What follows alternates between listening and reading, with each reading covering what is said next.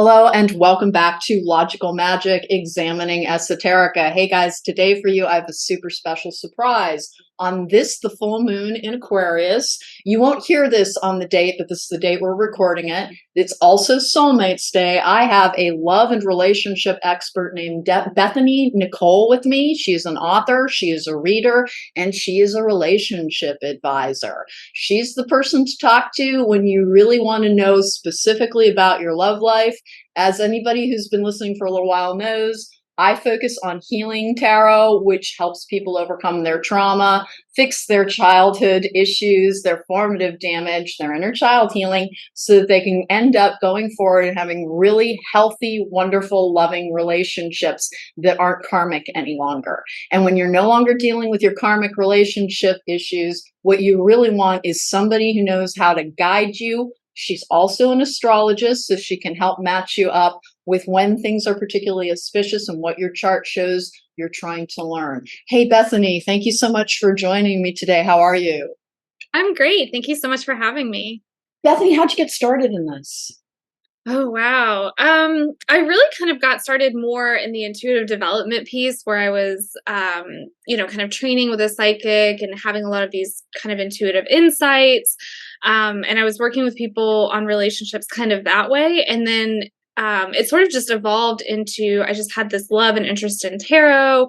I do a lot with Kabbalah, and then the astrology piece came in. So it kind of started with the intuitive development, and then each piece kind of came in as a support, for that, I guess. And kind of as these things do, right? It just sort of falls in your lap, and suddenly, you can't remember what you did without it.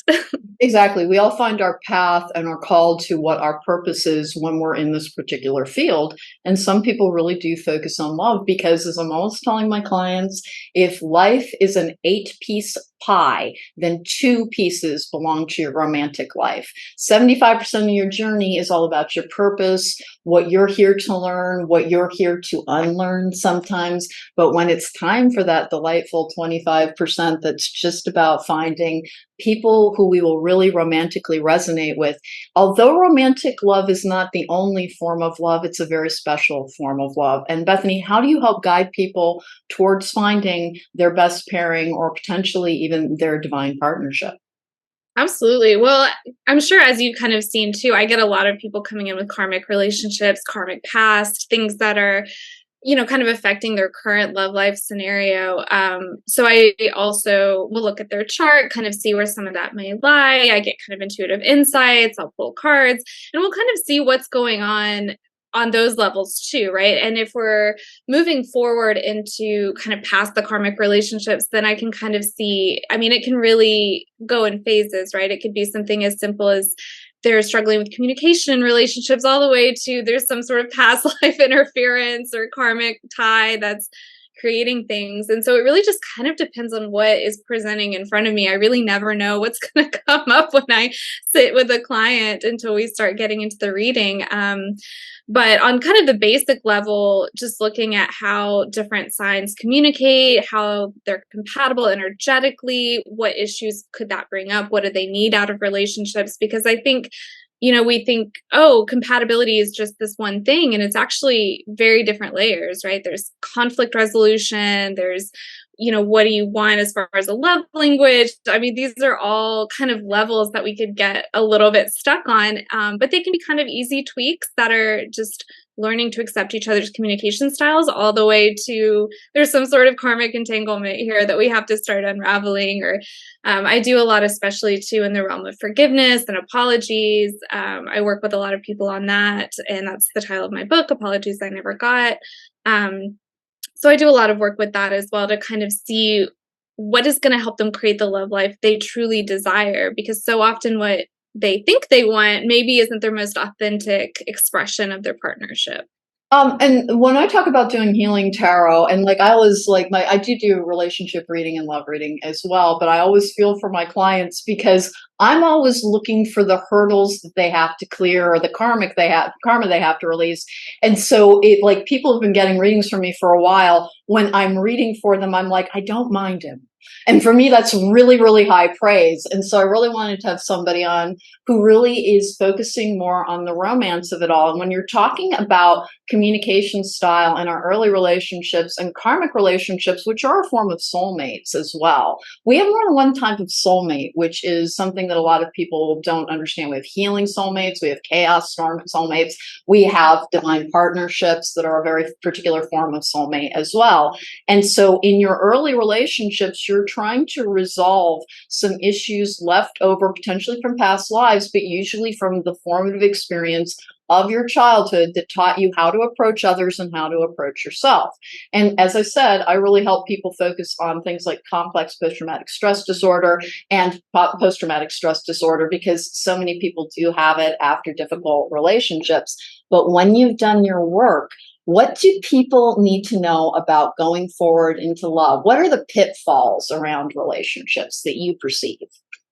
Absolutely. I mean, really, I feel like communication, I know that's such a talked about one, but I feel like it's not even talked about enough because so often people are saying the same thing. They're just saying it in different ways. They're missing each other. So communication is kind of just that basic level. It's where everything else can be built, because the deeper you get into a relationship, the more passion, the more emotion, the more involvement. You really want to have that base where, as you're talking about these things that are coming up, you want to be able to communicate them effectively to each other. So that way you're building just this constant ladder that you're able to climb together, that's all based on this level of communication, right? So if you don't have that level of communication and you're just saying the same things, but you're missing each other, or you're thinking that they're saying this, but they're really saying that, I feel like that really, you see it on all kinds of different layers, right? You see it come up over and over if the foundation of it isn't there. So that's usually kind of where I like to start with clients, is really getting at, there's different levels of signs, your sun sign, your moon sign, where your Mercury lies is really where your communication center is. So I like to see kind of where that all lines up for them, and where that's usually where I like to start, right?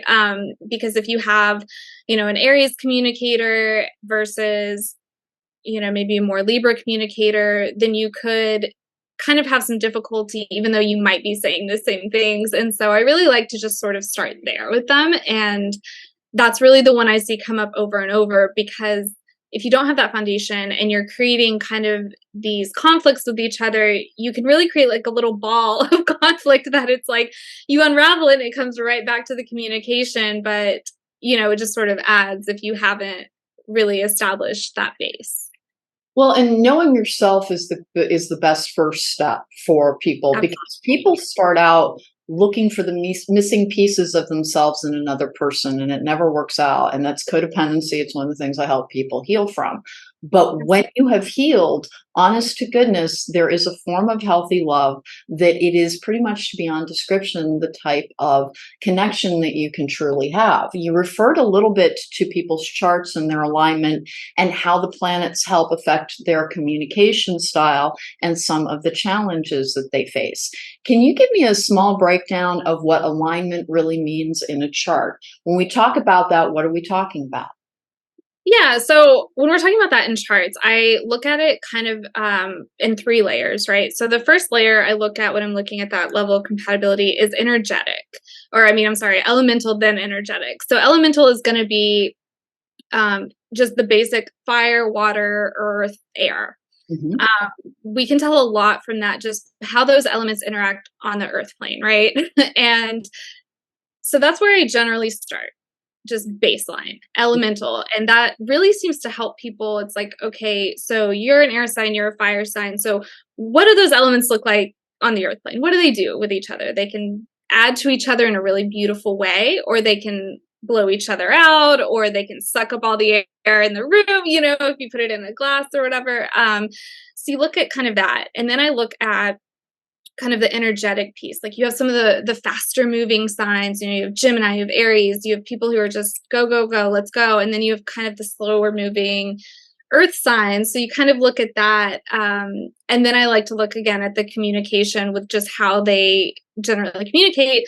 And then you get to the level of what do they want out of a relationship, right? Like some Like a Leo is really going to want that passion. It's really going to want that fire and that intensity. Whereas a Capricorn might be more interested in kind of that stability, that grounding, that earth centered. So you can get into like what expectations or needs people have out of relationships, and all of it is okay, right? That's where we really get to with the astrology as well. And what I love about it is, it's just our design. It's just what we're coming in with, how we're being created.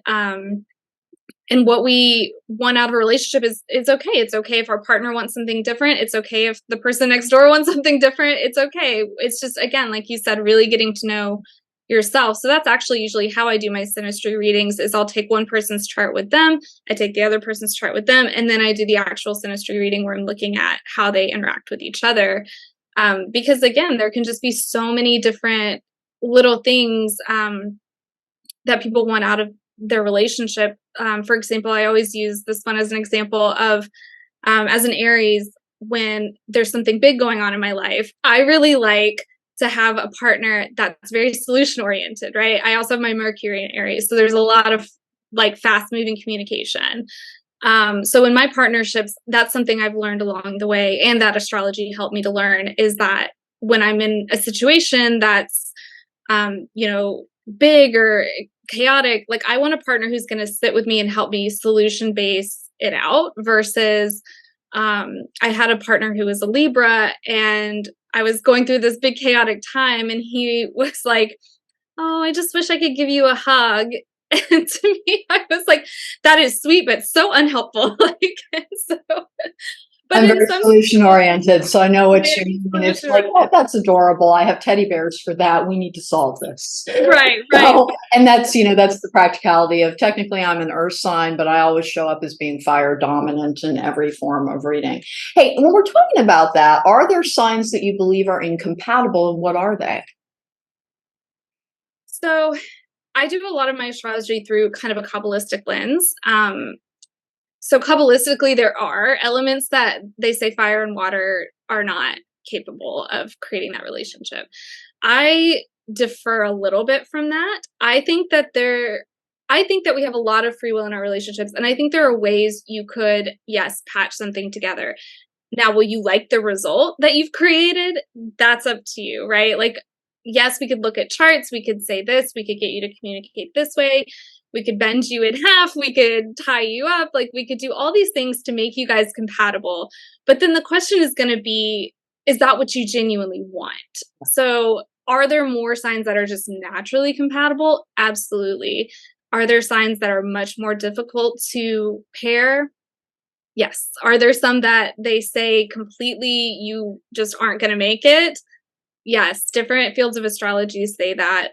And I feel that you could make it work if you really wanted to, but I think at a certain point you won't want to anymore because you'll be sacrificing too much of what you want. Well, exactly. I'm always telling people partners are not projects. Like, honest to goodness, if you have to put in a ton of work, sooner or later, you're going to be fatigued by it. And Yeah. sometimes it is worth it, but it's rare. It's best to look for in the long run. And we can have these short, like kind of, flash and thunder relationships that will teach us a great deal about what we want to improve in our life, what we're trying to, kind of heal within ourselves. And we are overly invested in the idea of permanence as the measure of worth in a relationship. And so when you've encountered somebody who, because what we all see, any reader in this particular area sees, are people who had their hearts very, very, very badly broken. And they're trying to find why did they do that? And honest to goodness, the better question is to ask, what lesson was that trying to teach me when it was brought to me? Because we never truly understand another person. Most people don't understand themselves. We're all on a journey of understanding the world around us and the world within us.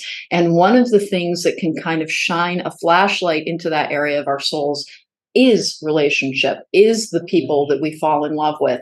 And to take that romantic love, that, kind of sexual passion, that heat, that fire that most new relationships have, and turn it into something that is enduring, that does rely on being able to find a way to work with both your incompatibilities and your compatibilities, because you don't want to walk in lockstep with somebody either, because we're always in like a learning and a growing and an expanding experience. experience here. So there's meant to be some friction within relationships as well. In your experience, do particular astrology signs have a best sign that they should like kind of look to? Like an Aquarius might be most compatible with, what would it be? Yes, yeah. There are technically like soulmate signs. So like Aquarius, they say is Sagittarius, Capricorn and Virgo, Aries and Leo. There are ones that are, technically considered soulmate signs. But I think and I have seen that, right? I have seen that it seems like an easier match with some of those. But, with the relationship astrology, you're really looking also a lot at their moon sign. And so the moon sign is really our emotional center and it's controlling of that. There's also where does your Venus, which is your planet of relationships, lie? I mean, there's different layers to that. So you can see signs that maybe should be kind of considered soulmate signs, but their moon signs are so conflicting that they have difficulty in relationships. But maybe they come off as really good friends and they're really compatible in a lot of ways, but romantically, they're just not making that connection. So it's kind of a yes and no, right? And there are technically those signs, you can even like Google it and it'll tell you this is the soulmate sign of this. But how that plays out in the earth plane and how that plays out in a relationship, I think there are other factors. So even if somebody is like a soulmate sign, and I wouldn't say like, oh, you're not gonna have any problems, you'll be fine. Like, I would say like, let's take some more layers and see kind of how you guys are interacting within a love relationship and a romance relationship. And, not that, soulmates partnerships are always like the easiest, right? Because it is that striving. Sometimes it is that growth experience is not always the most comfortable. But I do also talk with them about, if I've got a couple that's come to me and they've been dating for 3 months and they have all these problems. And it's difficult when, they've come to you with this because, as with reading, you're not going to sit there and say like, this is never going to work. But I do like to present that 3 months into something, it really shouldn't be as difficult. If you're married and you have kids and you really want to work something out, like I could certainly understand more of a working on that scenario. However, if you're just casually dating and it feels heavy and it's hard and you're sacrificing a lot, that's when I really kind of talk to clients about true compatibility and alignment, because I think especially when I work with clients one-on-one to bring in kind of their partnerships, once they've had a taste of that alignment, it's really hard to go back because you look back and you're going, why did I think I needed to do all that work so early on? Like this just flows. And it's not that you don't have hiccups or problems. It's not that. It's just that you're not questioning it every second. You're not feeling uncomfortable all the time. You're not wondering if they're into you or questioning if you're into them. Like it's just a lot more of a flow process. And you feel that, right? Like you feel that alignment. It's almost like a click, like it just sort of clicks into place. And your first 3 months, this is as good as it's going to get, right? Like this is the honeymoon phase. This is when it should be, light and playful and you're getting to know each other. And, I think people get a little bit confused because they're like, well, no, we're trying to like create this relationship together. So it's harder now. And it's like, no, friend, like you're not living together. You don't have finances together. You don't have children together. This is the time to like play in the sun and be the lover's card and just enjoy your life together. This is like as good as it gets. And if you are having trouble with like, something as simple as like picking a place to eat and setting a date, like how do you think that's going to translate into like these big life or death, children, medical, like, it's like this is kind of the microcosm of the bigger relationship, like your dating period. Well, and that comes to like our societal approach to relationships as well. Particularly women, men and women, and I'm not trying to be gendered, it just really is. We live in a patriarchal society, so gender influences they play a role. Men and women approach relationships from a disparate place. Women are taught that that is what they're trying to achieve, and that will be viewed more as being more valuable in a society when you have a partner, because that means that you have been validated by the love of another person. And that is part of a patriarchal structure. When I'm always trying to tell people who are saying, like, I just want to meet my person, it's like, be your own person first. Because if you look for your worth in your relationship or in another person's eyes, there will always be something lacking. And when we have those relationships, I tell people 6 months. You can't really know somebody until you've known them for about 6 months, because people are on their best behavior for the first 6 months, and that you need to have had at least one significant argument before you can determine your long-term compatibility. And that is why astrology, what you do, can play, because I don't do charts. I work as I work with healing trauma a great deal. So whenever people are really getting to the point where they're like, I'm ready for my life partner, I really do suggest that one of the things they do is they meet with a really good astrologist to help them understand, first of all, the challenges they face as a partner, but what they want to see in other people, so that there will be long-term compatibility. And what we, as particularly women in this particular world, need to remember is, please do not ignore red flags in your quest to find a long-term partnership, because the vast majority of long-term, like sincerely, it's over 50% of relationships actually do end in dissolution. So that is why it's a little bit perilous to put too much of your self-worth or too much of your life's plan into a romantic partner. But that said, oh my goodness, it's so much fun to fall in love. What are the red flags that you've seen that people have a tendency to skate by in their pursuit of long-term love? And what is it trying to help teach people? Because that's a really important one. That is an important one. I mean, there's so many, but it's actually, let me answer it in two segments, I guess.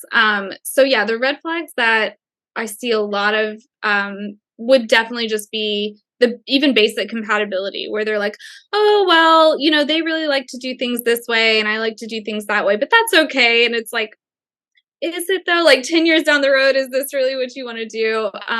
I see a lot of kind of, I think, especially again, not to gender, but like with women, especially, they're seeing kind of these red flag behaviors in a partner, and they're like, oh, well, they had a bad childhood. Oh, well, I get where they're coming from. Oh, I get this or that.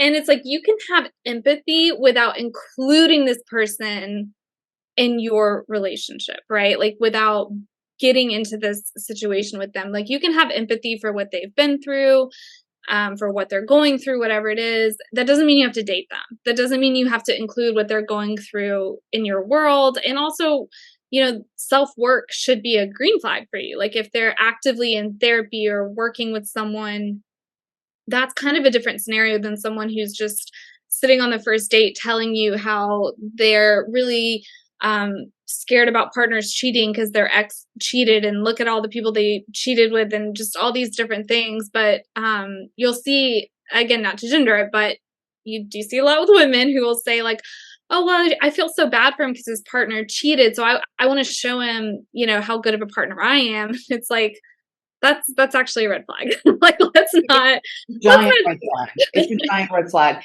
Too often people use, particularly, and again, like we're going to be talking about gender a little bit here, because again, women and men have a different view of romantic relationships in this particular society and in many of them.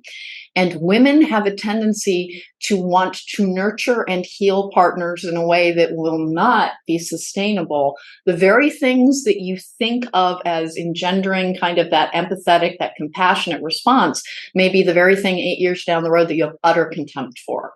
Always, if you want to heal something's trauma with your love, please get a dog or a rescue cat, because honest to goodness, it does not wear well over time. And if you succeed in healing a romantic partner with your love, when they are whole and complete within, they will be a different person. And the likelihood that the relationship will be sustainable, because they were looking for, again, finding their worth in another person's eyes, or what they needed to heal their damage in another person's energy. And when they have, you will often find that it is time to part, because we are meant to meet each other in a matching energy to have a sustainable relationship. What's your view on twin flames? Yeah, so I view twin flames. I know there are so many trails of thought on this. So I view twin flames and how it's been explained to me and what I've kind of seen echoed out. I see twin flames as like two sides of a coin, and I Mhm. see them as very much meant for growth, meant for experience. Um, there are times I see that a twin flame could be a romantic partner, but I think more often than not, they play different roles in our lives. I agree. Yeah, so that's kind of my viewpoint of it. I know everyone's got different ones, but that's Well, sort of what I see them as, is like they're really about this soul experience that we're having, and so it's different sides of a coin, and like whatever you're kind of needing from that situation is what you're gonna get reflected to you. right. If somebody is the yin to your yang, that actually means that they contain your counterbalancing and or opposite energy. And opposites may attract, but long-term compatibility is difficult. And only when both people involved have undergone a great deal of healing and a great deal of evolution is long-term compatibility likely. Please remember when we're talking about twin flames, it's supposed to be your mirror image. And in mirror images, everything is reversed. So if you're Mhm. a very light person, your twin flame may be a very dark person. And that when we talk about long-term compatibility, that does cause that you're not compatible in the long run. And by the way, and that's not everyone. Remember, when we're talking generalizations, it's not to dismiss the worth of somebody else's connection. But I need people to hear something. If you cannot hear somebody else's opinion that may conflict with yours about a twin flame, that's not a super healthy energy. So examine that, because the worth of our journey, the worth of our life is never truly contained in another person. It is contained within us. And we have to remember that when we fall in love, no matter how deeply, that is not something that the other person is causing within us. It is the love that we possess to give to others that our personal reaction to that other person has awoken, meaning that it is not particular to that person, it is yours and yours alone. And that you sometimes find yourself deeply in love with somebody, and at the end of the relationship find out they're a completely different person than you thought they were. So what does that mean about the love that you felt? It doesn't mean anything. It doesn't negate anything, because the love that we feel for others is actually our own personal love that we can give to romantic partners, we can give to friends, we can give to families, we can give to society as a whole. But the love within you is not imparted to you by another person. It is something that is sparked within you by your feelings of love towards somebody. And when you learn to make that differentiation, you'll be much healthier. Understanding that when we're talking about heartbreak, because one of the things that we have to deal with as tarot readers is somebody with just like the stories would make your hair fall out with some of the things that people go through, particularly in the dating app age, is to understand, listen, it's not that you will never love another person that much. That is how much you are able to fall in love, but you will likely love more with greater caution after you have learned the lessons of self-protection that heartbreak teach us. And so that's why I was asking you about twin flames, because they're brought to us usually to shine a light into what our opposite energy truly is, because we're often very attracted to an opposite, but opposites attract and riots ensue normally, and they're hard for the long-term compatibility. Now, again, if you're hearing that and it's upsetting to you, please disregard it. It's not the message for you. A message for you will never make you upset. But you may have gone on a journey in your love relationships and searching for your romantic pairings that has brought you multiple opportunities to learn about what you need to fine tune in your relationship skills to get the results that you want. And Bethany, when you're talking about doing someone's astrological chart and finding their planetary influences, that's like getting the cue cards for what you need to look out. This is this, this is this. You need to work on this. You need to work on your impulse control. It's because you have too much Mars or whatever it might be in your chart. So that what you're doing is one of the best tools for finding a compatible pairing. But it is because we want love so much, because it feels so good to be in love, we all put blinders on to red flags sometimes.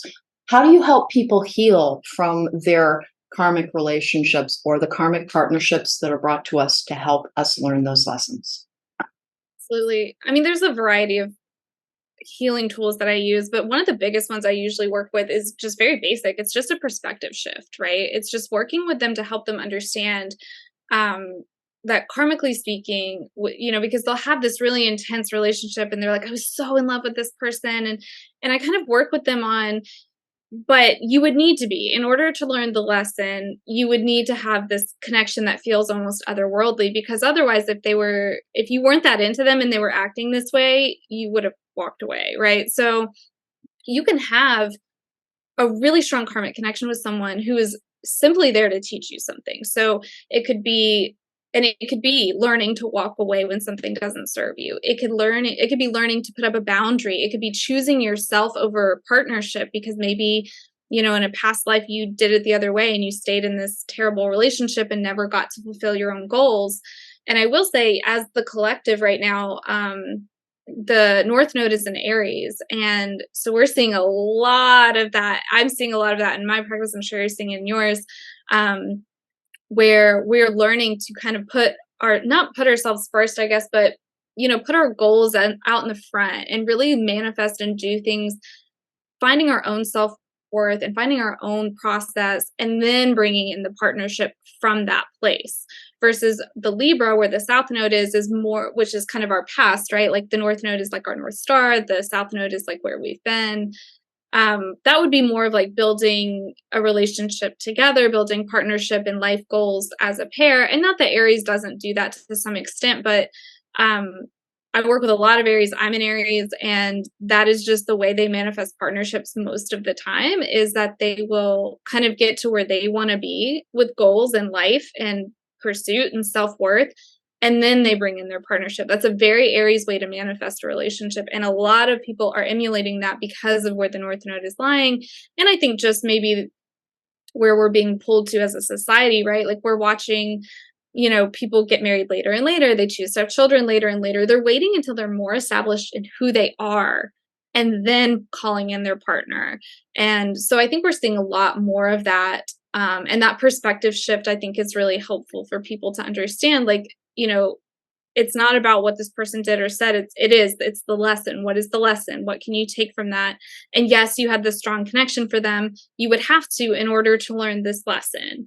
Mm-hmm. So just kind of getting that shift, I feel like there's other layers as well, but I think that very top layer, I've seen it just kind of almost be magical in people's thinking of like, oh, like if the lesson was to learn how to walk away from that, then yes, I learned that really well. So like that was actually a successful relationship. And it's like, yes, because they got into a situation where they weren't treating you the way that you need to be treated. You stood up for yourself and you left. That is a success. That is a lesson learned. That is, something done very well that you've done for yourself. And as opposed to looking at the relationship as a failure or this person as this or that, it's like, it's not even about them. Like it's got very little to do with them. It's more about what you take from it and how you're going forward in partnership, and going into a new partnership with very strong boundaries and sense of self-worth. That's only going to serve you infinitely, right? As opposed to being stuck in something or carrying that X energy with you into this new relationship. It's like, if you can shift your perspective, like now you're in alignment, right? Like now you're calling in something that's a higher level, something that's going to be more divinely fit for you. Well, and a lot of relationships that end up in what's called in separation are actually in your life to treat you a standard for your treatment within relationships. Because if someone has been ignoring you for sometimes weeks, months, years, they're not actually treating you as being particularly important in their life. Now, it may be because of their own damage, but if you have so much compassion for another person's damage that you allow it to injure you, that is by nature a karmic relationship, and you're meant to be learning from it. And I'm always telling people in twin flame dynamics that the only way to bring about union is to let the relationship go. because it is already in a situation where you're not receiving the love that you deserve, nor the treatment that is worthy of the great love you're trying to bestow on this other person. And only they can heal their stuff, because only we can look within to truly understand ourselves. And then we have the ego death that gives us the greater perspective. Now, Bethany, we got to talk. Now, you're in essentially the same area of the world as I am. You're in Southern California, correct? I'm in Dallas at the moment, but Oh, I beg your pardon. I beg your pardon. But you also read people online, correct? Yes. Mm-hmm. Okay. So, remember, you can get a much better reading sometimes when you're not physically in the presence of a reader. And here's why. When we walk around in the world, we have a safety bubble. We have these boundaries that help keep people at a distance. Everybody does read people in person as well, but we have to use a lot of our energy to overcome that safety bubble. When somebody is being read online, we don't have to. So it actually gives us clearer access to, because remember, your future is not contained in your back pocket. Somebody does not need to be geographically present to give you a reading. What are some of the, unfortunately, we've all seen them. What are some of the pitfalls and the red flags that you want to be aware of in dating? Because most people have to use dating apps to meet people, which we need to figure out how to get around that, guys, because it's not serving anybody, and it's allowing people to really work from a place of their own personal, lust, basically, which isn't about trying to connect with somebody. It's about trying to connect your bits and parts with somebody. So what have you seen that you could tell people, hey, be aware of this. This is a red flag. Yeah, I mean, there's definitely very specific kind of step-by-step things, but I really tell people, just your first impression, go with it. Just go with that intuition. If somebody is messaging you on a dating app and it feels intrusive, it feels awkward, they're all going to feel a little bit awkward, right? But if it feels overly awkward, like they're after something, like it feels manipulative, it feels intrusive, just go with that impression. Right? Your first impression, your intuition, even online, is going to be your best friend. You're going to pick up on things that maybe your logical mind isn't picking up on. So I always say, if you feel uncomfortable, just trust that. That's your biggest red flag right off the bat. And then, of course, you want to, obviously, there are big scams of, asking for money, or, another one I caution people, of course, is like if they're, for a variety of reasons, like if they're asking you to meet at their house as opposed to a public place, that's a red flag that could be a safety level. But also I say, like, even at minimum, it's like, that's the effort you have going into this, that you're just like, oh, just come meet me at my house, so Yeah, I think that's a great way to end up as a headline. If right. Public, please remember, when you're talking about going with your instincts, there are some predators who are incredibly skilled at getting in under that wire. They know exactly what they're doing. It's a game to them. So if somebody seems super good and charming, take the time to get to know them. At least 2 weeks before you meet somebody is a good idea for how long you should exchange messages. You want to make sure they're consistent. By the way, they don't disappear in the exact same time window every single day, because that's the biggest red flag that somebody's actually married. Honest to goodness, it's like if they're unavailable consistently outside of what are normal working hours, it means that they're with somebody. And you need to pay attention to that, because people will misrepresent themselves as they seek a connection, sometimes out of loneliness, sometimes out of codependency, but sometimes they are predators. And the other thing that I tell people is, please never be afraid to run a cursory background check on people. That's what, yeah, because, even just Google it, just Google them and see what comes up. I mean, so many of these pitfalls would be avoided if people, because it's all of like $13 to run, and all it is a public record search. Okay. So you can make sure that somebody has given you their real name, their real relationship status.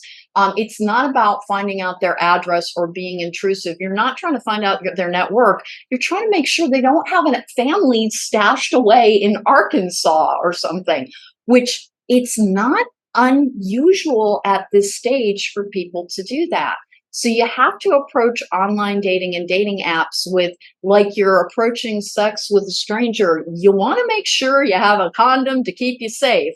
And in the online community, you have to take precautions as well and have a method around how you get to know somebody. One of the biggest red flags is somebody who contacts you and is just talking about your body parts. That person is not interested in getting to know your heart, your soul, and your mind. They want to get to know your bits and parts. And hey, sex is great. If you want to hook up, go for it. But please remember that somebody who is contacting you, talking to you exclusively about what you look like and exclusively about whether or not they find you sexually attractive, they're already showing you what they're valuing in you. Yeah. And So even like this whole, yeah, like, and even just the simple like Google search, because especially like in LA, you'll have some, you'll have, oh, I'm a producer, and you're like, just Google them. If they're not, if like there's no IMDb on them, there's nothing coming up on them, like, then that's probably not accurate, right? Because most producers are all over the place. Or like, I feel like it happens a lot too. I mean, especially in LA, I suppose, but even things like if somebody's like, oh, I'm a doctor, I'm a lawyer, I'm like, that is public information. You should be able to Google and bring that up right away, right? Like, these are very simple things that you should definitely look at their Instagram, their social media. I have clients that are like, oh, I feel like that's intrusive. I'm like, I don't think so. Like, absolutely not. So I mean, just checking it out. Just for a moment, and I have permission to tell this story. It was such a big one that I contacted my client, and it's like, please, is it okay with you if I tell the story? And she's like, please do. I don't want it to happen to anybody else. I have a client who I kept reading for, and every single time she would meet somebody, I got all these warning signs around, like, yeah, they look at, don't give them any money. Whatever you do, it came up over and over again. She finally told me why. About 7 years ago, she was on a dating app. She met somebody. They dated for 90 days. And this person was actually laying the groundwork for a dating site scam, in which after the 90-day mark, this person told her, I found something I want to buy for you, but I don't use credit cards. I will pay you back immediately. Can I use your credit card to get you this present? And she thought, I've been with them for 90 days. Yes. And so she gave them her credit card information, the security code. And of course, they had researched her beforehand, knew that she owned her own house, knew what her net worth was. She was the victim of a scam. They took that number, they blew it sky high to the extent that it could not be repaid. And the bank would not forgive it as a theft because she had handed over her information. It was exactly. So this is why it's not that I'm the least romantic person on the face of the earth. I'm like, please, you do not understand how much groundwork people who are out to scam you are willing to put in. And then another client, and again, I have permission to tell someone because she thought it was funny and so did I. She contacted me about a reading, and she had not been a long-term client of mine. And she wanted me to check into, listen, this guy didn't show up for our meeting and he blocked me about an hour beforehand. Is it because I made this joke? And I won't show the joke because that's personal information. And I looked at the cards and I was like, dude, that guy is married. And she's like, that explains so many things because he did exactly the thing I was talking about. He always disappeared on weekends. He was never available to answer text between like 5 and 9:30 at night, indicating his wife was going to bed at 9:30 at night and he was going down to his computer games. And it's that type of thing to pay attention to. And please don't think that you're being, you're withholding trust, that you're not giving anybody the benefit of the doubt. People need to earn your trust over the course of time. We can feel instantly connected to somebody, but we have to reserve the ability to self-protect, to stay safe within this realm. And when things like that happen to you, like my client learned a very, very big lesson and is such a good human soul, which they'd researched what she did in order to figure out she's going to be an easy touch because she's a social worker. So they had researched what she did in order that they will go that far, guys. They will go that far. So it's okay to be self-protective because good human beings have frequently been on the receiving end of crappy treatment. They are not going to hold it against you. They're going to be like, yeah, no, let's meet in a public place. It's okay if we take separate cars for the first 2 months. That's another thing that I advise people to do, because when we fall in love, We lose our ability to have sound judgment because our heart is so involved and all these wonderful chemicals that are oxytocin is released in your brain. It can cloud your judgment. It's so fun. But make sure that you're staying grounded and to keep yourself safe. And that's going to be my biggest, like, please pay attention even when you think I'm head over heels, this guy is my dream guy or girl, because let's face it, scams come from both directions. Right, Reserve absolutely. that little bit of self-protection. And we need to do it long-term in relationships, but particularly upfront in new connections. And please don't make long-term plans unless you've been together for at least 1 year. Honest to goodness, don't try and move in together. Don't think we're running away to Vegas to get married together, because it might work out, but statistics say it's really not going to. There's even an old saying, marrying in haste, repenting at leisure, meaning take the time to get to know somebody and you'll save yourself so much worry and so much turmoil, and sometimes even your credit score as well. Yeah, because even I think, like in the context of love bombing and different things, like it might not be a scam in the sense of like they're an online scammer per se, but I had a client who's this was after the fact that I met with her or whatever, but she had a boyfriend who they'd been dating for 3 months, and he quit his job, and then he couldn't pay for his apartment. So they moved in together, and he just didn't pay rent. And then He she moved into her apartment, and he didn't pay rent. He didn't get a job for a very long time. So like, is that a scam in the sense of like, did he seek her out on the internet to do that? No, but is it still, somewhat of a false pretense? And is it still somewhat of it's not an internet scam, but it's still kind of a scam to kind of get, into a situation where he wanted to, they moved in together and he wanted to do the joint bank account thing, but it's like he wasn't contributing to that account. So it's like, like when someone's speaking, the camera cuts to them, so only Bethany can see how much I'm freaking out over here. it's just like, I think it's just so, again, yeah, like it's very important to be protective and watch it over time. And, really like, yeah, you should not be joining. Other than, if you've agreed to like pay for dinner one night, like your finances should not really even be anywhere near each other for, they shouldn't be booking a trip on your credit card. They shouldn't be doing any of that. And certainly not combining bank accounts or residence, because these are, again, like those things can have really long-term issues. And, in California, once someone's moved in, they're in. So that's why I was freaking out in the background. It's like she couldn't get rid of him by law. Like she'd allowed him residency. no, It's like she probably had to wait for the lease to be up and move in order to really be like secure in leaving him, if she could not get any other way to do it. So, well, okay, I've certainly spoiled the idea of falling head over heels in love, but let's turn this in the direction of, do you believe soulmates are real, Bethany? I do. I absolutely do.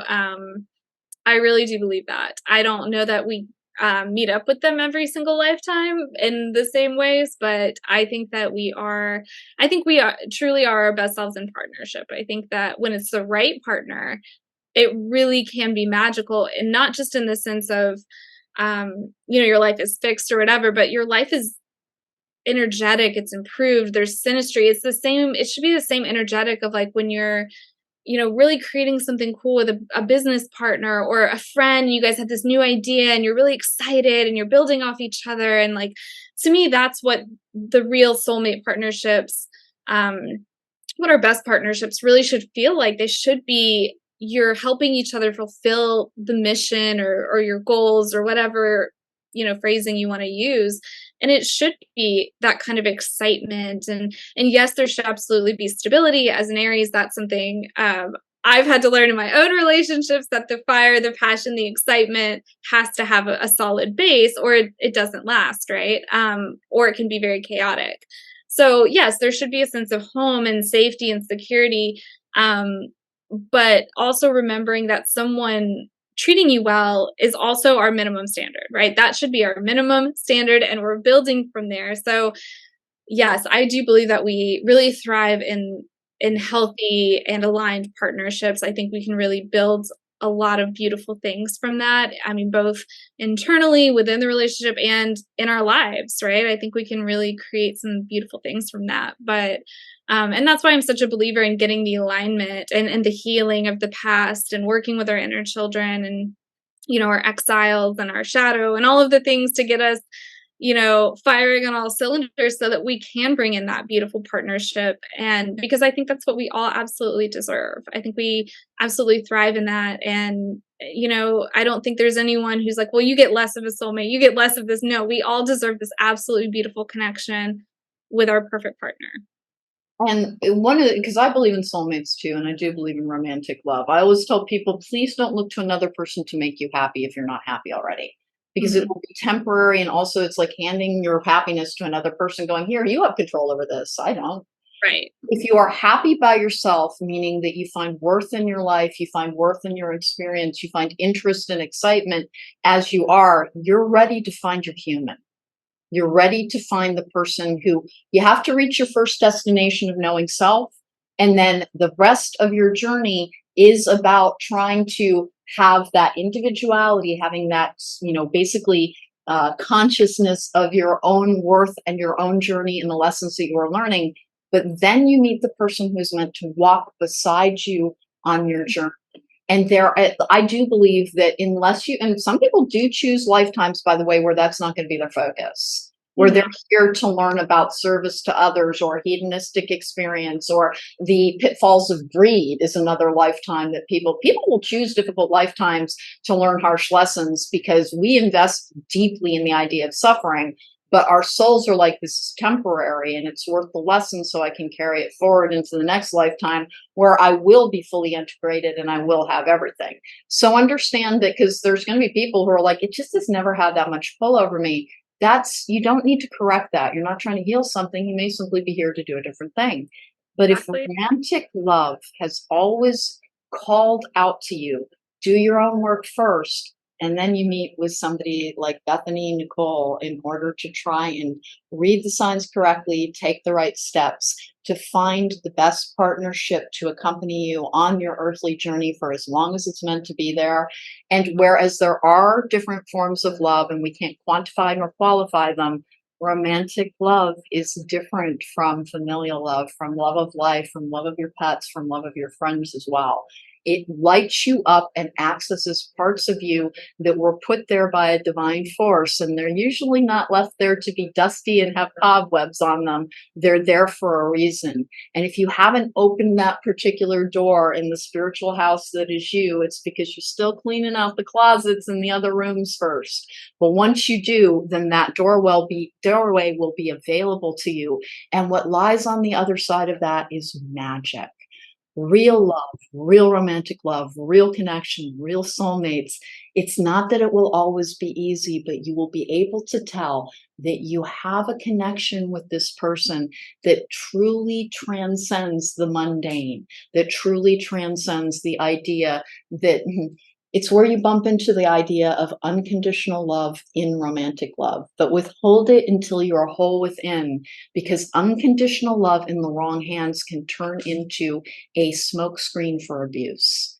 And we always have to have a standard for our treatment, which is part of what we're learning on a healing journey. Bethany, what free resources do you recommend for people who can't afford you or can't afford me? Absolutely. So actually one of my astrological kind of mentors, I guess I follow a lot of his stuff, and he also has kind of that little bit of Kabbalistic viewpoint. He on his website, it's his name is Gal Sasson, and it's cosmicnavigator.com. He has where you can get your chart read for free, and it's you can also do synastry readings on that for free. Um, and it does give you a little bit of an interpretation of the synastry reading. Um, so that's a free resource that anybody can use, and it's going to show you your chart. It's going to show you the chart of the day. I think he's got like a paid membership. I think it's through AstroSeek, so that's where it will direct you to. And AstroSeek is just a good site, a lot of free resources on that as well. You can also do, which is fun, your astrocartography, which shows like where astrologically you can live. So that's kind of a fun one to do. That's Um, fun. Yeah, it's fun. It's cute. You've referred to the Kabbalah on multiple occasions, and I have not asked you to define it yet. What is the Kabbalah? Yeah, so Kabbalah is it defines itself as a technology, right? It kind of originated through it's like Jewish mysticism is kind of the origination of it, although it doesn't herald itself at this point as purely Jewish philosophy. In previous times, it was something that was studied after, um, a Torah study of 40 years, and then they were able to move on to this. But now it's a technology that's available, made available to everyone through the Kabbalah Center. And they use a lot of, they use kind of a different calendar, but you see it a lot in tarot as well. A lot of the symbols, like on the Wheel of Fortune, you'll have the Yud Ke Vav Ke, which is Kabbalistic. You'll see the Tree of Life, also Kabbalistic. It's a lot of about how we're created, elevating our consciousness. They have a very firm belief in soulmates, which is actually what today is Tu B'Av, which is the Kabbalistic day of soulmates, which is ironic. And so they very much believe that yes, like we have soulmates, and this is what we're here to kind of help accomplish. And they have a very elevated view of astrology where they talk about different soul corrections that you can have based on your sign. So it would be like kind of what we would consider, like for an Aries, it's called a tikkun, like your soul correction. So for Aries, a lot of it is around reactivity. It's about, leadership, learning to lead in ways where you're not firing everyone down. So it ties in with a lot of modern contemporary astrology, but it's ancient. It's, thousands of years old. It's, and it's a very beautiful technology and a very beautiful study. And there's a lot of free resources available on their site as well. They do like an astrology of the week. Like I said, they do use the different calendar. It's more lunar based. So the dates and the new moon of this and full moon of that can be a little bit different. But I think as far as, what you need to work on based on your sign, how to find your soulmate, how to elevate yourself past some of the trials and tribulations of our signs, I think it's just something that everybody could relate to. But that's kind of the general. Of course, there's a lot of depth to it, but that's kind of the general overview of what Kabbalah kind of means to me, I guess. It is a wonderful tool, and it connects you to some of the mysticism surrounding our souls and how to understand ourselves as well. So it is a beautiful tool. Um, Bethany, where can people find what you do? Where can people book you? Absolutely. So my website is bethanynicole.com. And then my Instagram is Bethany Nicole Love. And there is some free resources on that where I do kind of a reel. I'll talk about sort of what's going on astrologically. And I always I write the weekly love horoscope for the Hollywood Times. And so that gets posted on my Instagram as well. And that's obviously a free resource. I kind of tune in to one or two big things that are going on in the week, and then I give you kind of a weekly to-do list of how to work with that energy and journal entries and different things that you can do in your own relationships. So all of that can be found on my website. All of that can be found on my Instagram. So those are some additional free resources. What's your website? BethanyNicole.com. BethanyNicole.com. And where can people find you on Instagram? Bethany Nicole Love. Bethany Nicole Love. Bethany Nicole, she is a relationship expert. She can help guide you towards your best pairing in this life with the work that she does. And she's worth checking out, guys. Everybody check out Bethany Nicole. Bethany, thank you so much for joining me, for sharing your expertise in this area. And I hope that if your soulmate is not in your life, that they will be very, very soon. But you're the lady who'd know how to do it in the first place, okay? Thank you again for joining me. This has been Logical Magic Examining Esoterica. I am Alane. You can find me at therisingmoon.com.